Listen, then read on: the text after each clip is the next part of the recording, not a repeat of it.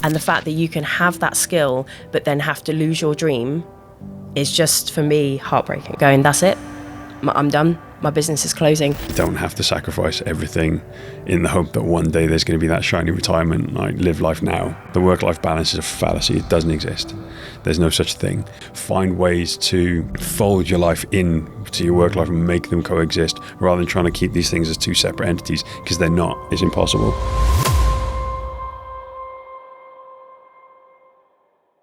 Hey, I'm Josh, host of the Playbook Podcast, where we help business owners build a business that they continue to love. Today, Alex and I get to sit down with a very, very cool couple, Katy and James. These guys have moved their entire family from England over to Bali and have built a franchising business in a creative space, which is a very interesting and kind of different franchising model. So we're really excited to sit down and extract their playbook on franchising, kids, building a business based on what you want for your life rather than building a business that drags you in certain directions. So I hope you enjoy the podcast. Great to have you guys here. I'm very excited to interview first people I've actually interviewed in Bali. So this is the podcast at the moment has been mostly in New Zealand, and Alex and I live about 4 minutes from each other, but we've been doing a lot online. But yeah, it's cool it's just a different energy kind of doing it in person and chatting. But how I like to start these interviews is quick fire questions. So 10 quick questions. First thing that comes to mind. This could be dangerous, but yeah, let's get it going. So going to the gym, are you doing cardio or weights? I'm cardio. Neither at the moment, but plan to do weights. Weights, cool. Favorite personal development book? Oh my goodness. Easy. Miracle Morning. Miracle Morning. Actually, I'd probably agree with that one. Yeah, that's probably one of my favourite ones. Favorite mentor that you haven't met? So someone that you followed online or... Simon Sinek. Yep. Yeah. My goodness, your names are just like coming straight. What's the dialed book you've been preaching about for the last 3 months? Oh, Stephen Bartlett. Sorry, of course. Yes, obviously. Sorry, I yes, nothing about it. I haven't read it. Yeah. I feel like I've read it. I was just about to say the fact that you say you're the one you've been preaching about. I mean, yeah, that's fair. The podcasting OG is old Stephen. Exactly. Yeah. Favorite mentor that you have met? So any events that you've been to or that you've enjoyed? Do you know what? I think it is one of my original coaches, I think, is the way he projected forward everything I was planning on doing. This guy called David Hames. He actually is local to us, but his background is phenomenal. Cool. And I was going to say David. Yeah, he's I've met millions of business coaches through networking, and a lot of them have trained to be a business coach, where this guy's actually walked the walk as well. Yeah, and he knows his stuff. Yeah, extremely inspiring over the years. I mean, one of the co-founders of Itsu and all sorts of stuff. So yeah, he's got a huge background. Yeah, nice. Quote that you live by daily. Tom Ford. If you believe you're right, or if you... No, sorry.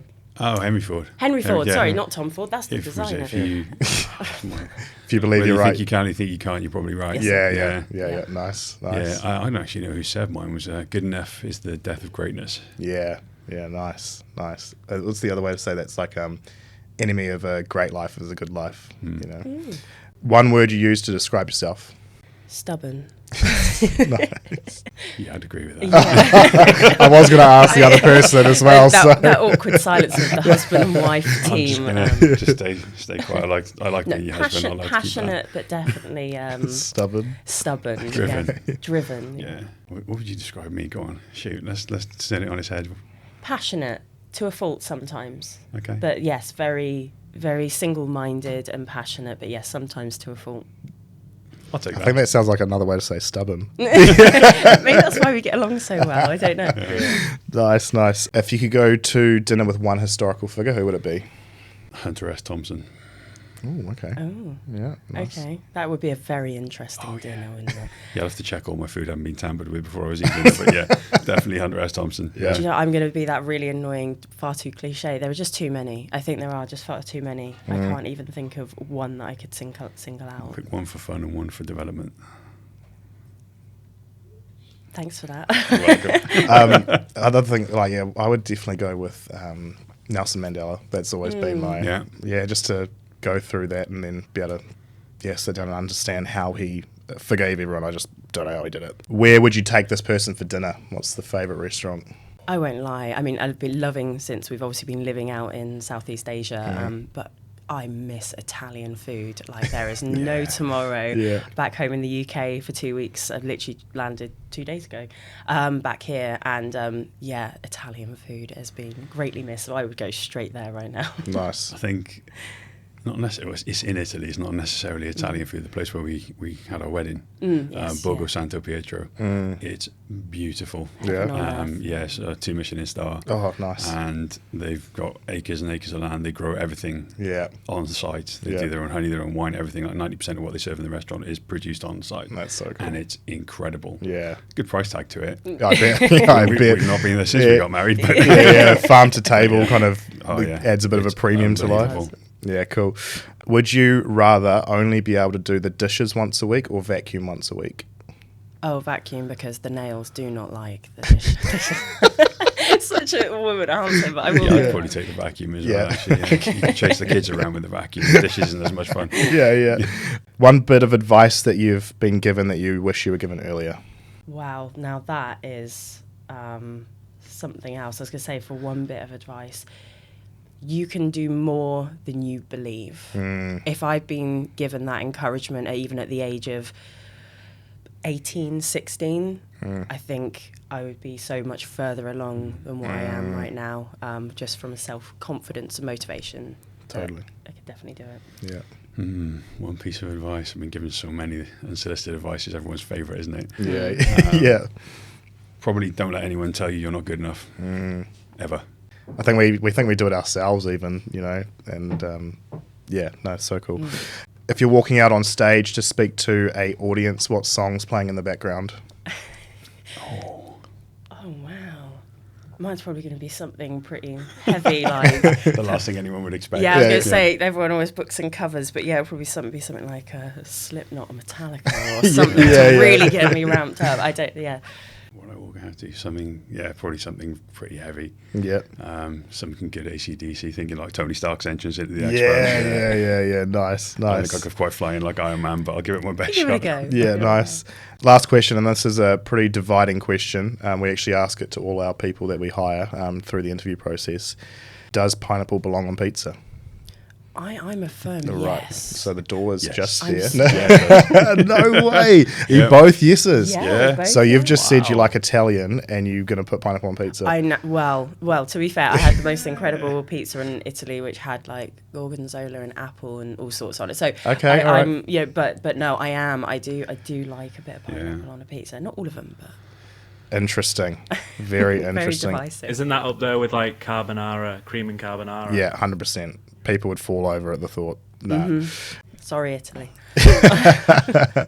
Cool. All right. Well, love to have you guys here. It's been awesome to get to know you over Messenger, and I know Bali's one of those places where you kind of just get a vibe from people straight away. And I just put a post up saying, who's here and who can we talk to, and straight away, James, you reached out, and it's really, really cool to have you here. But I'd like to just get a bit of an idea of your guys' journey, what you guys are doing. Yeah, that's a long story.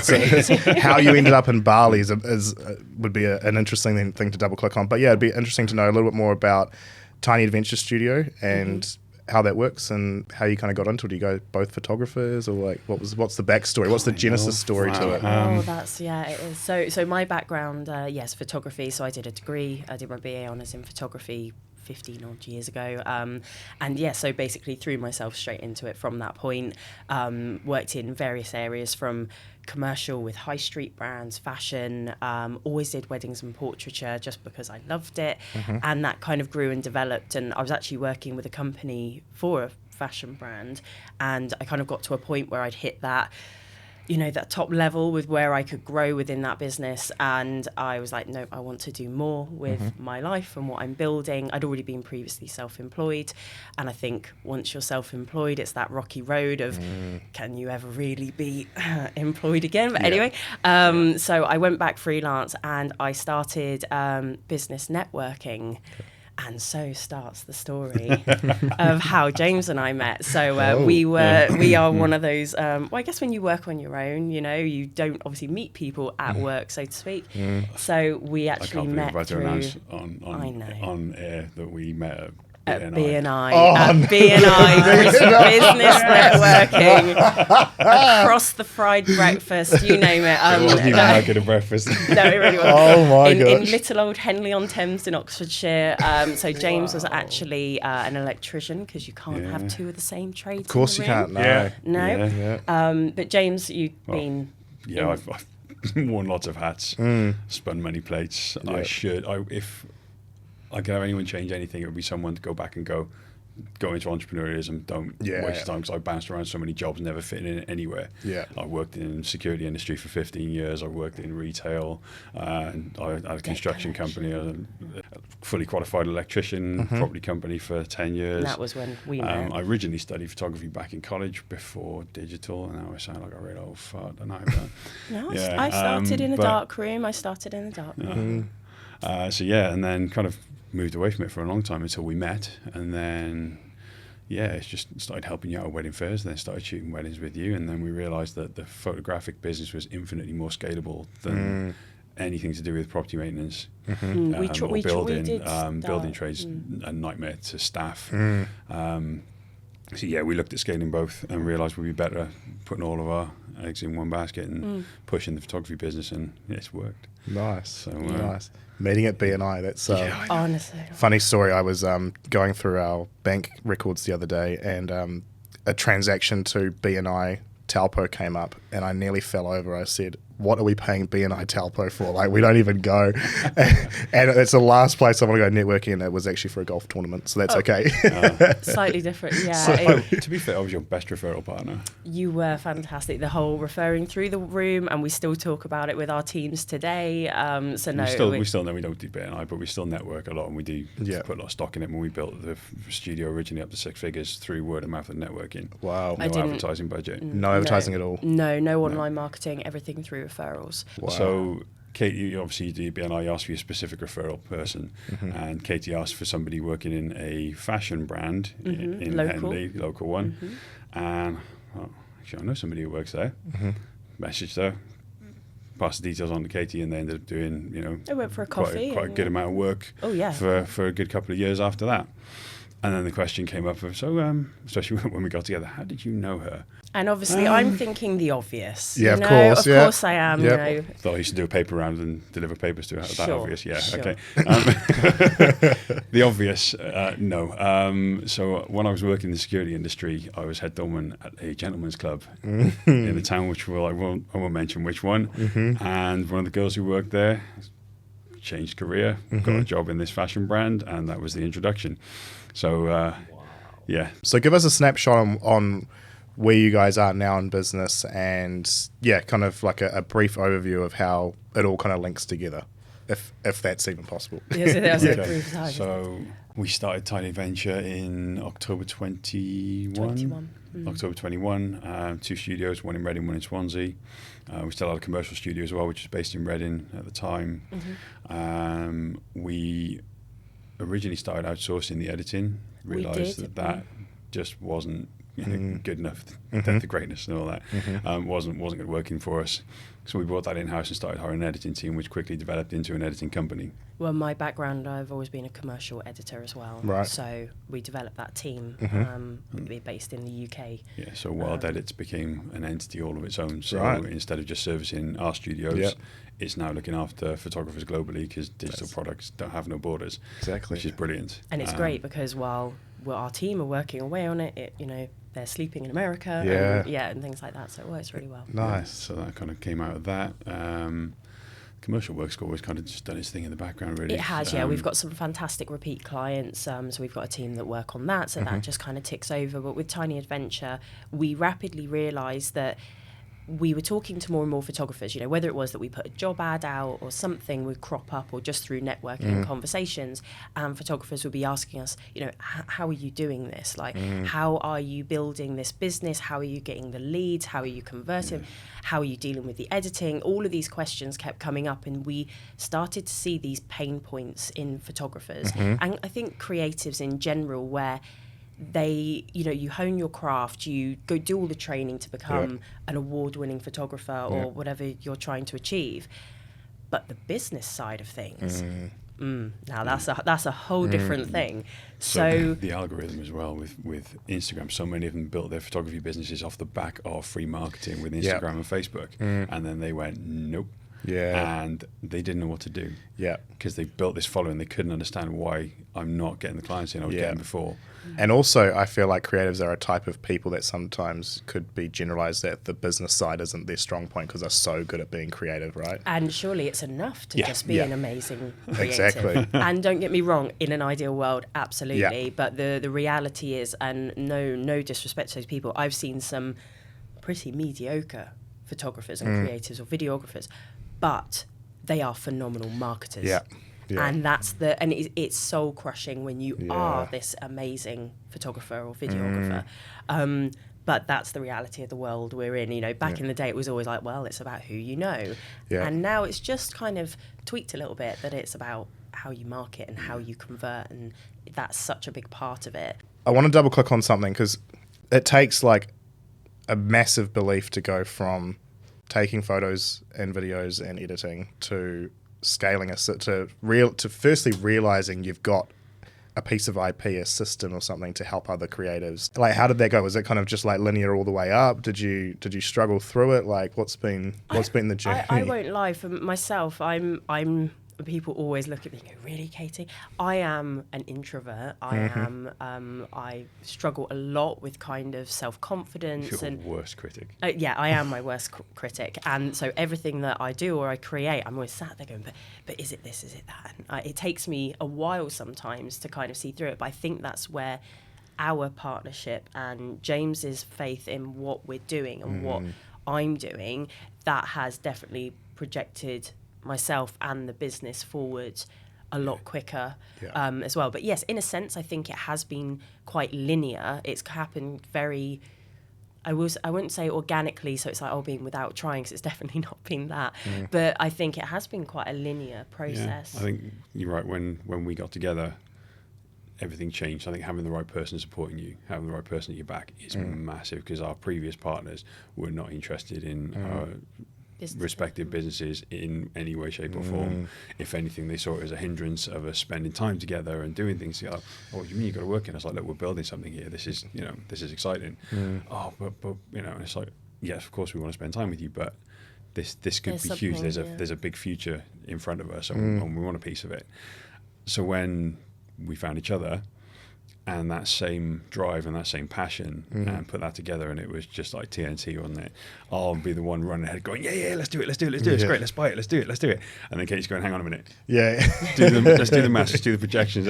And we temper each other quite well. That's interesting. Yeah. It's interesting that it's that way.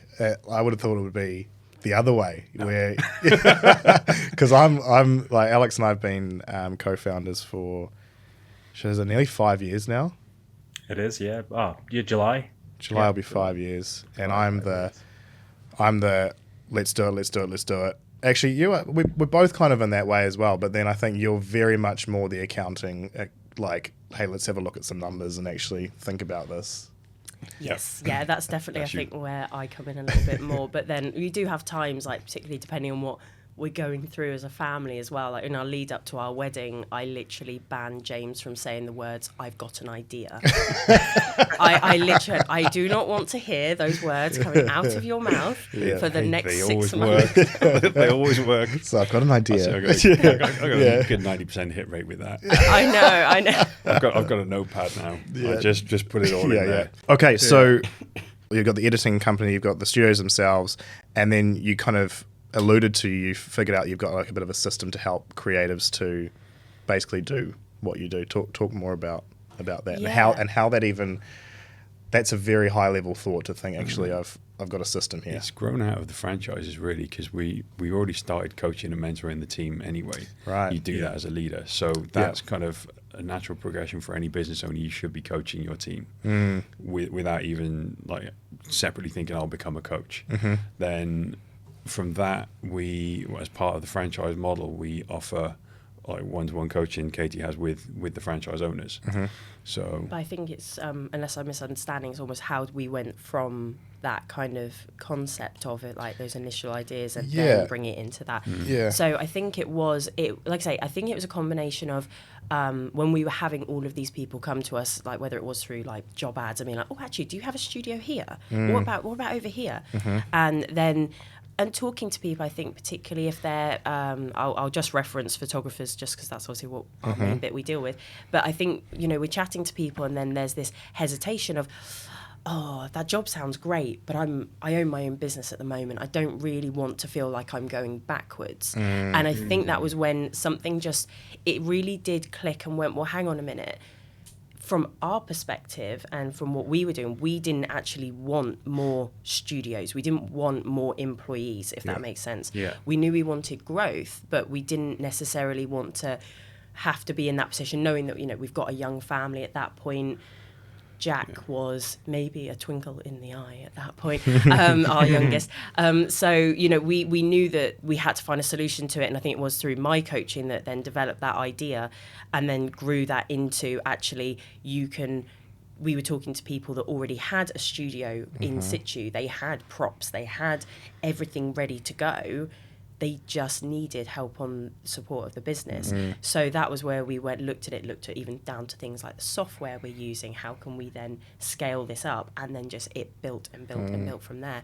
And as I say, it did happen very organically, and even now, and I don't think it will ever change, where we go, well, actually, once we get to X number, we need to change this. When we get to X number, we're going to have to implement this. The goalposts always move.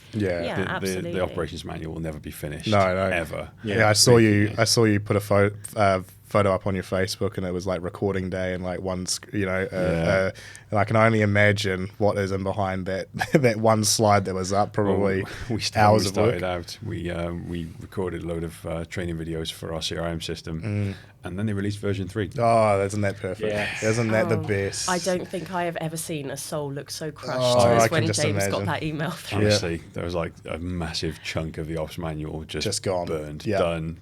And I think there's also an element where we have to be aware that some people don't learn in the same way. That's been something I think through employing people we've definitely picked up on over the years, that some people love to watch a video. Some people need a written document. And that I am so grateful there are AI things in place now where we can run these videos and get transcripts. And I'm like, this has just saved us so much time. But I think it is just being responsive to our team as well, understanding what it is that they need. And sometimes there's a lot because we've developed it. We've got it all up here and up in our head, and we're like, well, of course this is obvious. And then we have to stop and go, it's just maybe it's not obvious. Yeah, it's a big learning. You need to write a training guide for that. It's a big learning, isn't it? We are going through the depths of that at the moment. I was just in Manila with my team and teaching them. We call it playbook writing. That's why we've called the podcast the Playbook. And you think, well, if you know how to do it, you should be able to document it, which is also an incorrect statement. And then you think, why do you have to document it? Because that seems simple. And also a fallacy is, you just have to assume they know nothing. One thing I've heard you both say, something I've recently learned, is how important it is to have coaches, all the time. Whether that be someone you are consistently following on YouTube and like you're just absorbing their stuff, or I think definitely someone you're paying for is you listen to 10 times more. What do you see in the creative space around people having coaches? Do you think that I think it's difficult. I think it's lacking. I think again you get very specialized people in what they do, which is great, but the feedback I get from a lot of people is that, well, you do this course, but then it might not cover this, or get a coach who does this, but it doesn't cover this. And I think creatively, they'll be straight out the door to go get, training with the best newborn photographer or the best fine art painterly photographer. They'll very rapidly go to get that support and that coaching from them.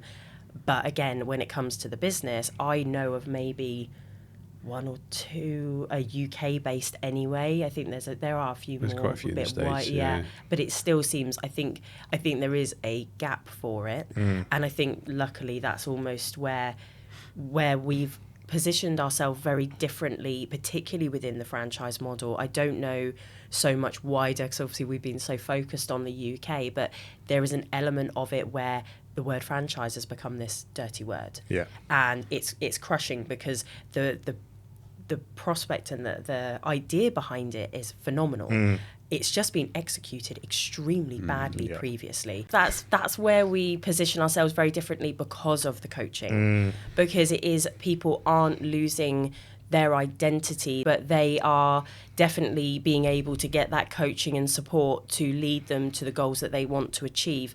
And it is very much based around what they want to achieve. And I think that's where it's so different, because I think there is a massive gap in terms of coaching for that. One of the things that we took from, a couple of things we took from David actually massively helped, like the tight loose approach with that. Absolutely. Like a lot of these franchises, you've got to have your brand, you've got to have your rules and your systems in place, but then you can't cut these guys off at the knees. They're creatives, they need to be able to create.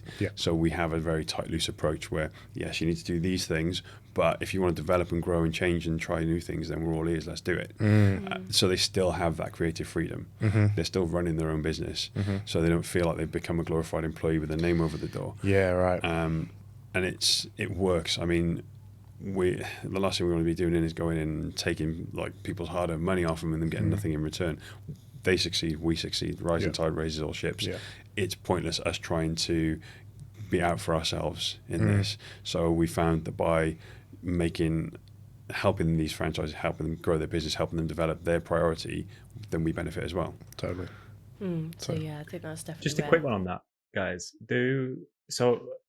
Say as a franchisee coming in, do they then build their business that we've alluded to under their own brand, or do they build it under your brand? How does that work? So it is under our brand, it is under Tiny Adventure, and we have everything from like the pricing structures, even down to, I won't say the word script because I don't like scripts, but you know, we don't use the scripts. way we talk to people and have the consultations and things like that, because we've tested them and we know it works.